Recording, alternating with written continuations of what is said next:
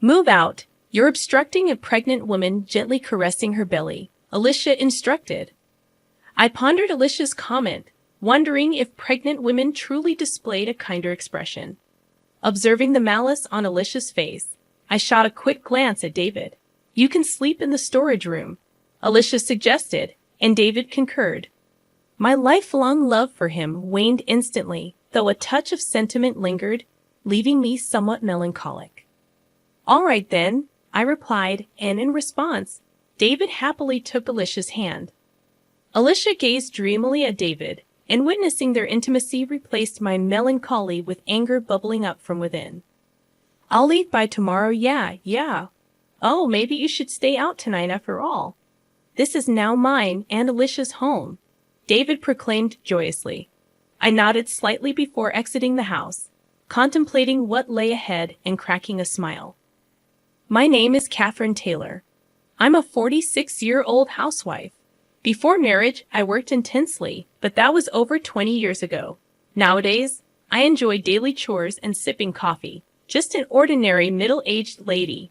But my hobby is investing. I've been doing it since before marriage.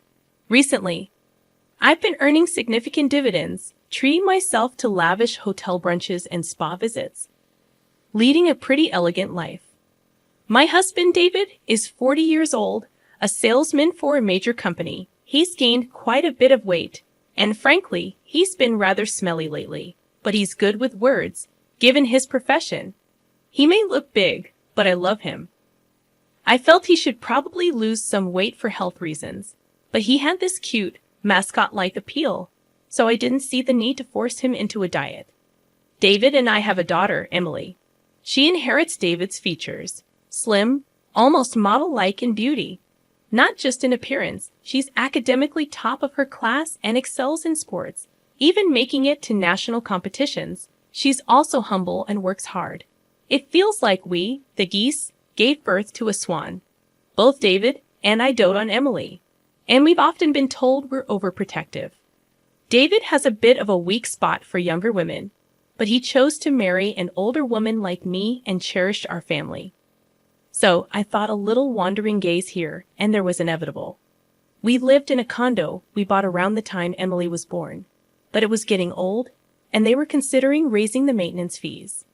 Recently, amidst all this, Emily decided to share an apartment near her college. At the same time, one of my relatives approached us about inheriting a now vacant house. David and I decided to renovate that house and move there. But who could have known that this would cause issues between David and me, which have been smooth sailing up until then? The condo we had was a 4-bedroom, including a guest room, but the new house is just 2 bedrooms. Although it's smaller than before, considering our retirement, we made it a single story, and it's been very comfortable. One of the rooms, which serves as a study and a guest room, can be divided to make an additional room for Emily if she ever comes back. David started coming home late every night to work dinners, and somehow always found reasons to go out, even on weekends. Sleeping next to David, who would come home reeking of alcohol and cigarettes, was unbearable for me, even if we had separate beds. Because of that, even though we originally shared a bedroom, I've been sleeping in the study ever since we moved. When it came time to send out moving announcements, I mailed letters to various places. David isn't good with that sort of thing. So I took the initiative to send letters on his behalf to his family and relatives. As for me, since my parents have passed away, I simply wrote a brief note and sent it to friends and relatives on my mother's side. I haven't been in contact with any relatives from my father's side because of my half-sister, Alicia. Alicia is my half-sister, 14 years younger than me. When I was in 7th grade, my mother passed away, and about 6 months later, my father remarried. Alicia was born to him and his new wife at the time of their marriage. Alicia was already 2 years old, so I initially thought it was a union of 2 families with kids. About 5 years into their marriage, my father and his new wife were involved in an accident and never returned. At their funeral, relatives from my dad's side told me that he and his new wife had been childhood friends, and everyone had always thought they would end up together. However, my mom had set them up through her boss, and my dad felt he couldn't refuse, leaving his childhood friend out in the cold. To think that behind their smiles, my dad had a child with his second wife was a huge shock to me. Every time we had a family gathering, Alicia's favorite foods were served. She had brand name clothes, and she got the biggest room all to herself. If she said she wanted to go somewhere, they'd take her immediately. Meanwhile, I was burdened with all the chores, from preparing meals to doing laundry. I had to work part-time jobs, and all the money I earned was taken away. I also had a small storage room under the stairs, and I had to beg for even basic necessities. By the time Alicia was in elementary school, she had heard about my mom from the relatives and started looking down on me. I worked several part-time jobs to save money and finally moved out. It was impossible for me to harbor any positive feelings towards Alicia, and I never told her about my marriage or that I had a child. A few weeks after moving, I was having tea and relaxing when the doorbell rang. When I answered, a man's voice mumbled delivery, and on the screen was a person looking down. I thought maybe David had ordered something and opened the door, only to be left speechless. "Oh, Alicia, why are you here?" "Hi, sis. Long time no see. Just thought I'd drop by," Alicia said while wearing the hat I saw on the intercom. She wasn't a delivery person, but my half-sister. Without waiting for a response, she walked past me, entered the living room, and sat down on the couch. I followed her in a hurry, stood in front of her, and looked down. "I figured you wouldn't open the door if you knew it was me, so I used a recorded voice. That's just low." "Geez, you're scary." I raised my voice at Alicia, and she feigned fear in an exaggerated way. However, it was clear she was just putting on a show, and the proof was that Alicia had a smirk on her face. "I came for a visit," Alicia said, speaking nonsense, getting a cold response from me. Yet she grinned and started explaining the reason for her unexpected visit. "But sis, you never even told me where you live. I got married, but my husband is always on business trips, and it's getting boring. Plus, once my belly starts getting bigger, moving around becomes a hassle, right? Everyone told me to come stay with you. Just go home. I don't even want anything to do with you." "Well, too bad. I already came here planning to stay with you." Listening to Alicia's audacious words only irked me further. Under my breath, I muttered, "Typical of a kleptomaniac's daughter." Hearing that, my anger reached its peak. "Get out. I never want to see your face again." "What's all the fuss about?" "People outside can hear you," David said. I was at a loss for words, surprised by David's unexpected return at such an odd hour. As I struggled to explain, Alicia stood up and walked over to David, intertwining her arm with his. David didn't seem to mind. In fact, he looked quite pleased. "Oh, Alicia here. Welcome, David. My sister was being mean. I thought it'd be nice to stay with you until the baby is born. But is that okay?" "Of course. I'd be thrilled if you're okay with it. You can stay as long as you want." I stood there in disbelief, silently observing the exchange between David and Alicia. The intimacy they shared seemed more like that of lovers than mere siblings-in-law. "David, what's going on?" I managed to utter, but he dismissed me, accusing me of being jealous of my cute little sister. His words left me speechless, considering I had confided in him about my family situation before our marriage. "We have a spare bed in the guest room. You can stay there," David offered casually. Alicia seized the opportunity, expressing her desire to sleep in the same room with him. Their mushy conversation gave me a headache, and as they went to the bedroom arm in arm, I couldn't shake a bad feeling. Peeking into the room after several minutes, I discovered them embracing each other, living out what felt like a dream for Alicia. "The baby is thrilled too, living with Daddy," Alicia exclaimed, dropping the bombshell that David was the father. As they kissed, I watched through the crack in the door, tears streaming down my face. From that day on, they treated me like a housemaid. I complied, but silently began gathering evidence against them, contemplating divorce. One day, Alicia arrogantly demanded I leave the room, claiming she, a pregnant woman, needed space. The spiteful look on her face contradicted the gentleness usually associated with expectant mothers. Looking at David for support, he sided with Alicia, causing any lingering feelings I had for him to vanish.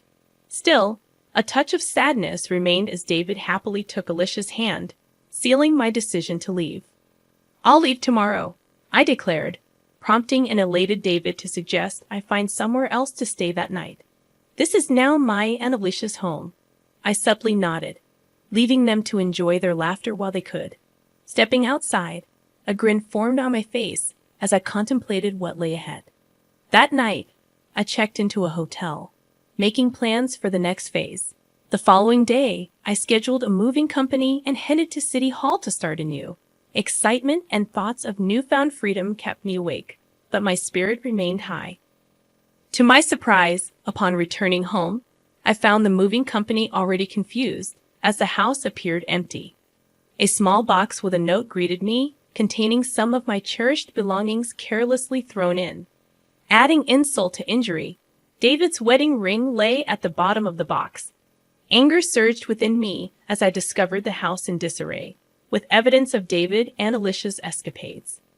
I led the movers to pack their belongings, then found a note on the dining table announcing David and Alicia's 6-day trip abroad and requesting the house to be cleaned. The note mentioned that the divorce would be finalized upon their return. David's utter self-centeredness left me dumbfounded, but his absence made executing my plan much easier and secretly grateful that I had the movers pack all my belongings. I left David's wedding ring on the kitchen counter before departing the house. After some contemplation, I purchased a place near Emily's university, which happened to be on sale. The one-bedroom apartment was cozy, and I cherished the solitude it offered. On the day David and Alicia were set to return, my phone incessantly rang. Without checking, I knew it was them. Answering with a nonchalant hello, I was met with David's frantic voice demanding an explanation. "What the hell is going on?" he shouted. Remaining calm, I replied, "What do you mean? What's going on?" David, fuming, informed me that the house was gone. Bursting into laughter, I explained, "Well, it was my house. And if I'm not going to live there, why keep it? We were living there, weren't we? Don't worry. Everything's safely stored in a storage unit. I'll text you the location and access code." David demanded I bring back the house, but I retorted that it was under my name, and the money used to build it was from my investments, not a dime from him. David seemed to recall his lack of involvement when the house was built, a fact he had conveniently forgotten. Claiming the baby to be his niece or nephew, David pleaded for me to do something about the house, as Alicia was in a tough spot. I informed him that I had known about their relationship since Alicia barged into our house. I had been gathering evidence, including recordings from a high-end baby monitor Alicia had me buy during a fit. The monitor captured everything, even in the pitch dark. Upon revealing this, David was at a loss for words. Cheerfully, I mentioned that the mailbox might have something for him.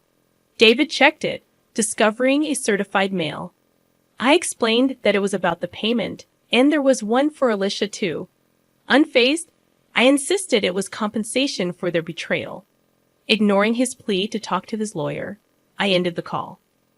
A barrage of calls followed, which I ignored.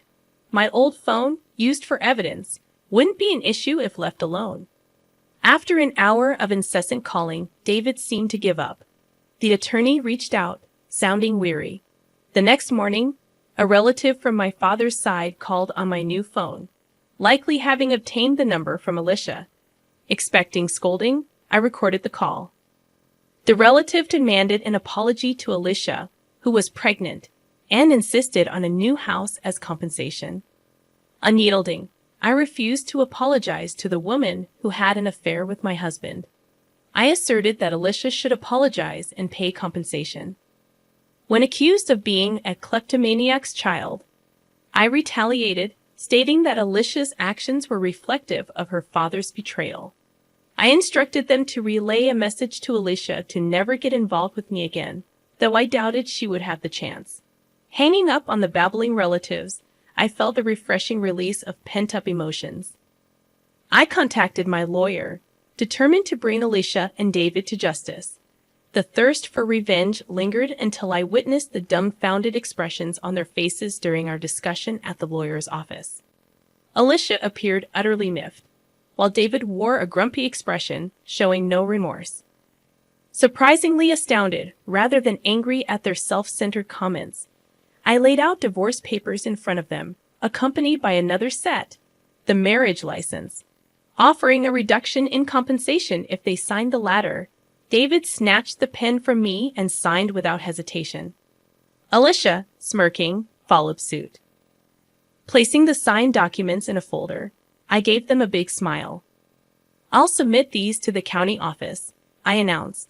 Alicia, with a dumbfounded expression, tried to argue, but I revealed that the divorce was already finalized in mediation the day before. Her lack of awareness stemmed from disregarding multiple summonses.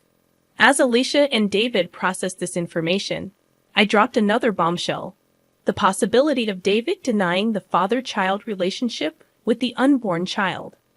Alicia stared in shock, and David, realizing the potential consequences, looked pale. Between compensation and child support for another man's baby, I wished them luck. However, David attempted to reconcile, citing Emily's presence. Just as he changed his tune, the lawyer's office door swung open, revealing Emily. Her harsh words stunned David, frozen in shock, while Alicia, insulted, shook with rage. Emily cut ties with David, expressing her intention to live with me, referring to Alicia as that loose woman. Unable to respond, Alicia faced Emily's verbal onslaught. I delivered the final blow, revealing David's financial limitations and asserting ownership of the house and car. Alicia's plan to extract money seemed to unravel, leaving her pale and stunned. As I left with my lawyer and Emily, I left them to their newfound reality.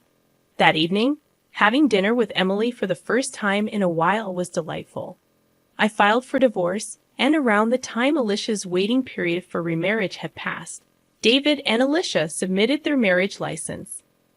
The witness section bore my signature, along with Alicia's ex-husband, who had shared crucial information. News circulated that David, involved in an affair with Alicia at work, got fired for misusing travel expenses for secret getaways. He now struggles with part-time jobs. Alicia, taking care of the child, faces financial difficulties after being dumped by her boyfriend. Her attempt to sabotage my family had backfired. Meanwhile, Emily enjoys college life, and I've been leading a relaxed life with my stock dividends. Surprisingly, I've developed a closer bond with Alicia's ex-husband, who affectionately calls me Catherine. Recently, he reached out for an important talk, making me feel a bit restless as I sit in front of my vanity, my face flushed like a smitten young woman.